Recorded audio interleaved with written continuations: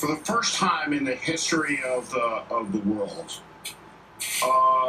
an army set about the remarkable goal of retrieving its war dead. And on the early hours after VE Day, tens of thousands of Americans in grave registration details fanned out across Europe. And they accounted for every American who was killed in action, as many as possible. And in 1946, ships, they were called ghost ships, were filled with tens and tens of thousands of American soldiers, sailed from Europe back home, laden with the bodies of American soldiers. About 40% of the casualties were buried in Europe. But the ethos of the American military is we leave no man behind, no woman behind. The betrayal of Donald Trump, of our nation's sons and daughters in harm's way in combat, is impossible to overstate with regard to the magnitude of the betrayal.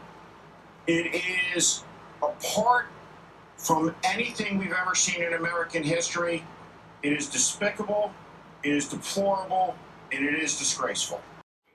Putin pays the Taliban cash to slaughter armed men and women in uniform.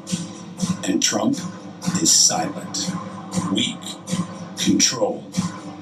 Instead of condemnation, he insists Russia be treated as our equal. Instead of retaliation, he invites Putin to America. It's the greatest dereliction of duty in the history of the country by anybody charged with the position of responsibility, let alone a president of the United States. And found out about the contracts on American soldiers. What he did about it was he decreased our troop strength in Germany, acquiescing to a Russian demand and giving them a win. He demanded that Russia rejoin the G7. So there's been no punishment.